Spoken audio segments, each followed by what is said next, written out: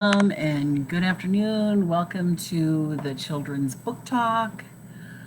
I have some fun books today. Let me know if you're here. I'll give you a shout out. Okay. My thing looks weird, so maybe I won't see you, but okay. Maybe I can. Okay.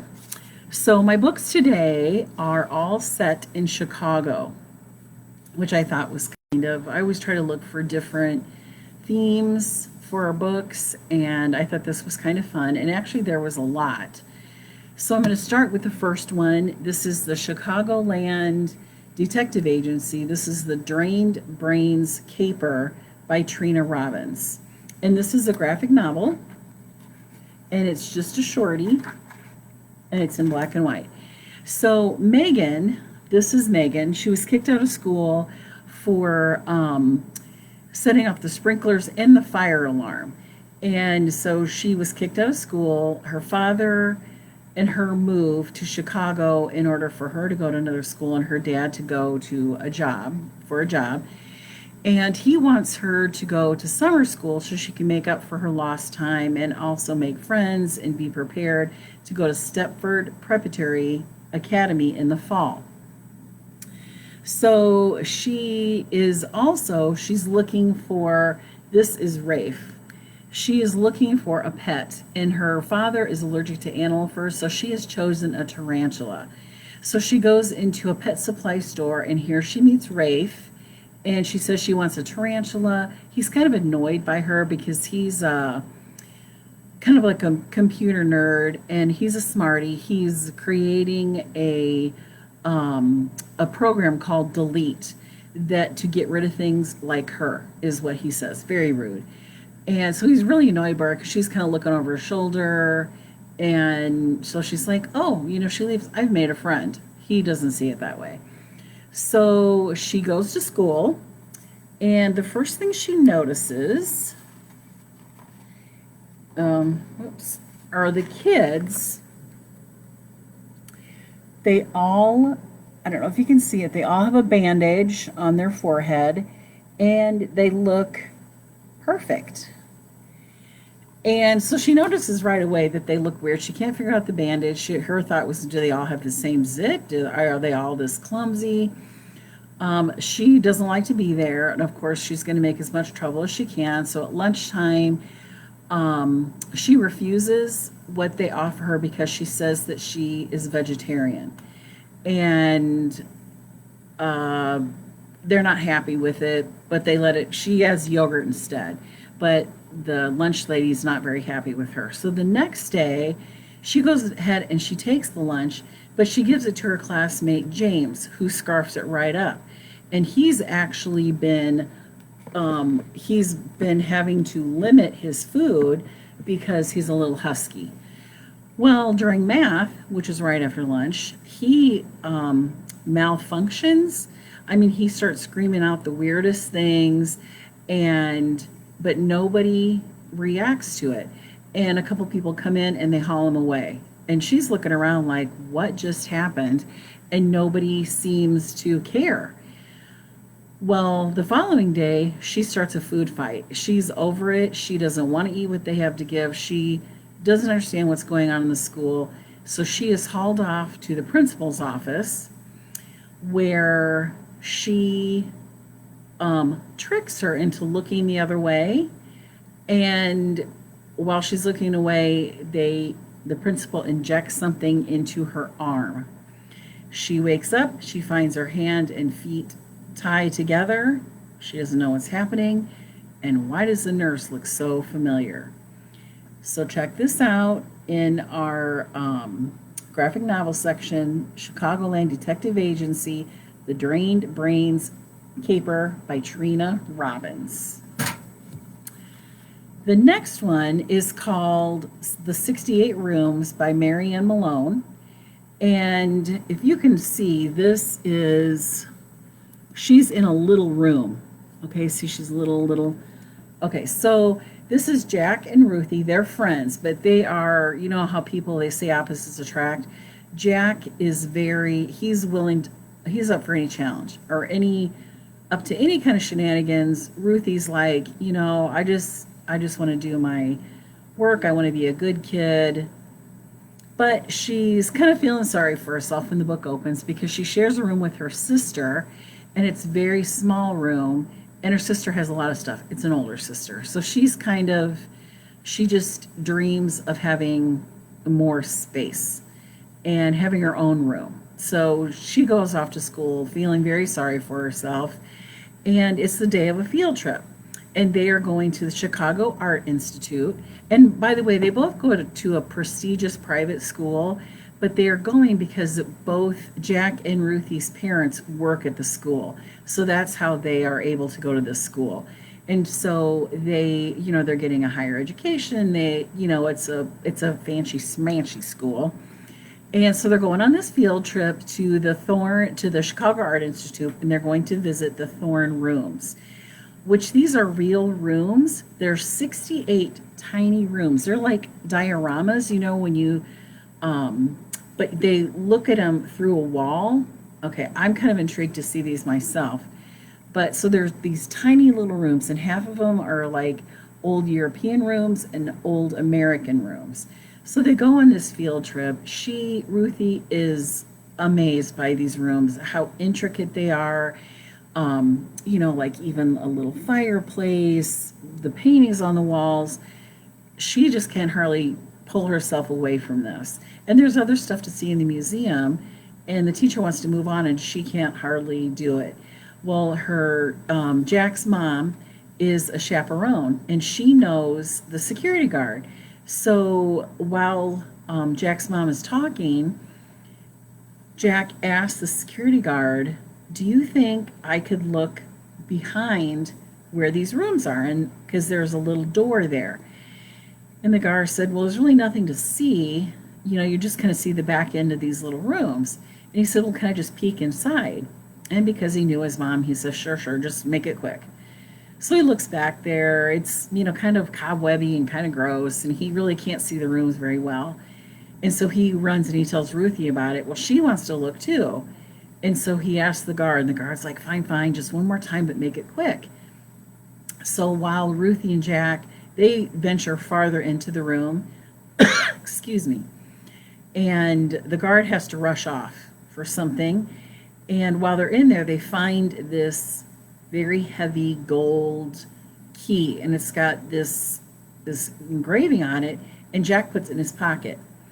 And they leave, and Ruthie's, she's like, oh my gosh, you took this, you're going to get in trouble. This might be, who knows, this could be like a priceless artifact. And he says, no, nobody's been back there in a long time. It's so dusty. Well, they decide that they are going to, now it's the weekend, and they are going to, actually when they left, he had kind of jammed the door so that it stayed open. And so later that day at the end of the field trip, they were able to go back into that room again. Well, now they've decided they're going to go the next day on a weekend, and they tell their parents they're going to go study. Instead, they go to these rooms, and they get in, and Jack has the key the whole time. But when Ruthie holds the key, she starts to shrink. And as soon as she drops it, she goes back to her regular size.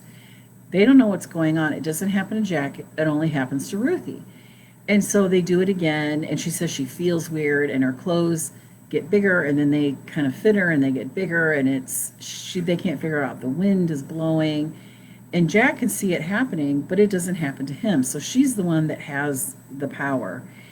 And so they somehow borrow the key from the security guard. And so they keep going back into this room. Well, she shrinks enough that she is able to go into these rooms. And for the first time, she has a big room of her own with, excuse me, beautiful furnishings. And somehow, I don't want to give too much away, Jack is able to shrink down as well. And when they go outside of the doors of this room, because when you look at them from the front, you can see through to the outside. When they go outside the room, they're actually in the past. So they're in the 1700s, the 1800s. The security guard they found out used to be a world-renowned photographer, and he had taken pictures of his daughter, and they went missing, and he never did it again.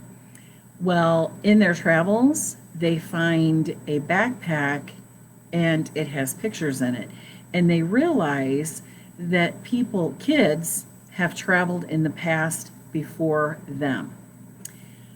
I'm not going to tell you anything more. What's going to happen?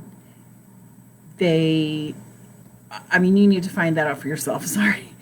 Right, are they going to get the pictures? Are they the photographers? Is it his daughter? Who is in the past? It's a great book. So this is 68 Rooms by Mary Ann Malone. Okay, the next one, this is called Pieces and Players by Blue Balliet. And there is 5 kids in this book. And she has had other books, Chasing Vermeer and The Right Three. And it's these same 3 kids, Calder, Petra, and Tommy. And here's another one, The Calder Game. And this is not a sequel, it's just the same kids. So it's the 3 kids, Tommy, Petra, and Calder. But now they've added Zumi and Early are the other 2. And she's also done a book with them as well. And now she's brought all these kids together, and they live in Chicago. And and these are actually, like, the Wright House is Franklin Floyd Wright, that does all the cool houses, and they actually saved the day, and Tommy actually lives in the Roby house. So these are all really good books too, but this is about an art theft. $500 million worth of art has been lost, and all of these 5 kids at one time or another have been on the case because they kind of think outside the box more than an adult does. They look at different aspects of the crimes, the robberies, and Tommy has these, they're called pentominoes. They're not dominoes, like rectangle things. They have all different sides, and they got numbers on it, and in his world, he's very fidgety and nervous, so he has these in his pocket, and he uses these, and he feels like they answer questions for him, or answer some of the mystery. So all 5 of these kids were called to Mrs. Sharp's house. She is the trustee of this museum. It's the Farmer Mansion Museum, and she's a trustee, and she is sure that these kids will be able to figure it out. And there was Tommy, there was 13 different paintings. So he's like, well, that's a prime number. So that's kind of how his mind thinks. And so he clatters these pentominoes together, and they come up with numbers. And he's like, wow, it's coming up to 13 and 17 and 15, all these different numbers. And he attributes this to part of what is going on. So as they start to investigate this, they find an art book that Mrs. Farmer, the founder of the museum, has published, and they start to look at the pictures, the people in the pictures of this book, and the pictures in the painting, the people in the painting, and this helps them possibly get a lead on the case. But then the book disappears, and they are all of a sudden followed by men and women in black. So it's a great story. Again, it's set in Chicago. This is called Pieces and Players by Blue Balliet. So check this out along with the others that we have. We have several others by her with these kids. You don't have to read them in order. It's just another mystery that they're solving. Okay, so the next one is called Scritch Scratch. And I was in Chicago recently. This is how I came up with this idea. And I had found this book, and it's actually a signed copy. And I loved the book cover. It caught my eye. You know, you're not supposed to judge a book by your cover, but okay, this really caught my eye. It looked kind of magical and ghostly. And so this is how I came up with this theme, and this was a very cute story. So, and we do have this in our collection. We have it on Hoopla, we have it on Overdrive, and it's also in our collection. So we have it in many different formats to read this book. And so this is Scritch Scratch by Lindsay Curry. So she is actually a Chicago author as well. And when I was in this bookstore, I saw a whole section on Chicago authors, and this kind of made me think about doing this kind of book talk. So this is about seventh grader Claire. She loves science, and her whole world is kind of revolves around science, the predictability of science, how there is always a right answer or a wrong answer, and that's what she very cut and clear. Now her dad, he is a ghost hunter. He's written books about this, and he runs a haunted ghost tour around the city of Chicago. Well, Claire is so embarrassed by this because odd people turn up to take these tours. And, you know, the bus he has got these big signs, these big logos. Every hat he wears, or he wears a coat with this logo, and she's just really embarrassed by her dad because she's that age. She's like seventh grade. And so and they're always, her mom is like a foodie. She's like a personal chef. Her dad does this, so money is always really tight for them. And so one night, the guy that drives her dad's bus is unable to go. And the mom is busy, her older brother is busy, so she has to go. And she doesn't want to be seen on this bus. She wears a hat. She wants no part of this, but her dad really needs her to, you know, take in the receipts and the money and help him out. So she goes, and she's kind of a scaredy cat too. Her dad tells these ghost stories, and she gets really afraid, but she doesn't want anybody to know, and she always counts things to kind of get her through that scary that time for her.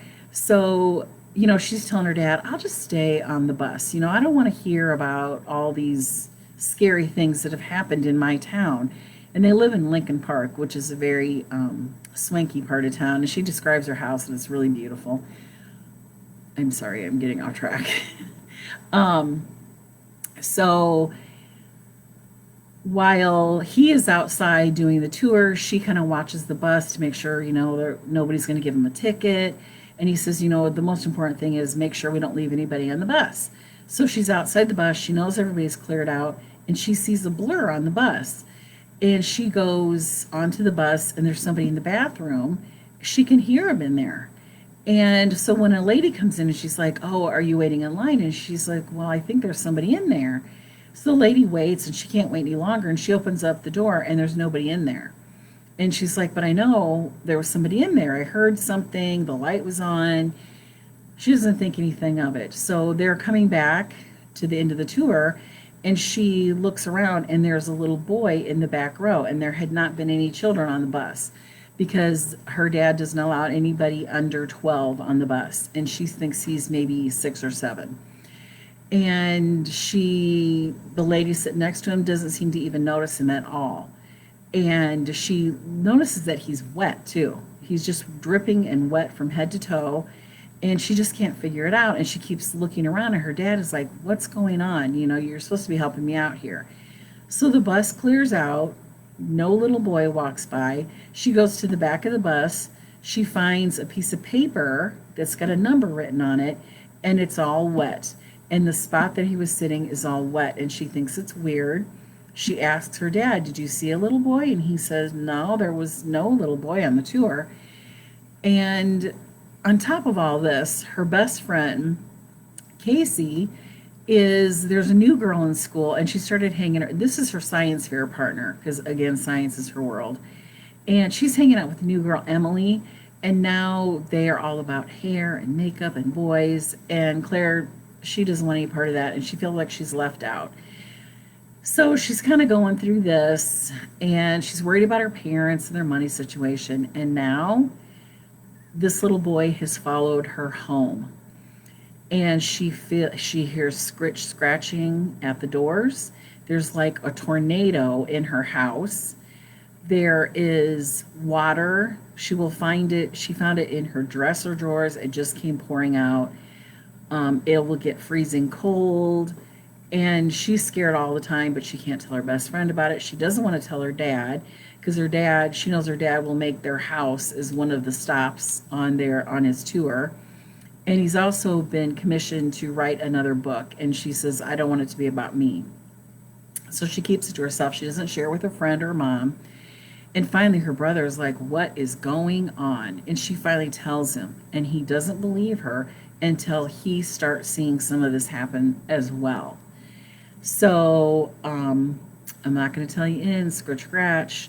This is by Lindsay Curry. Check it out. We have, like I said, we have many ways to get this book. This one is mine. It's a signed copy.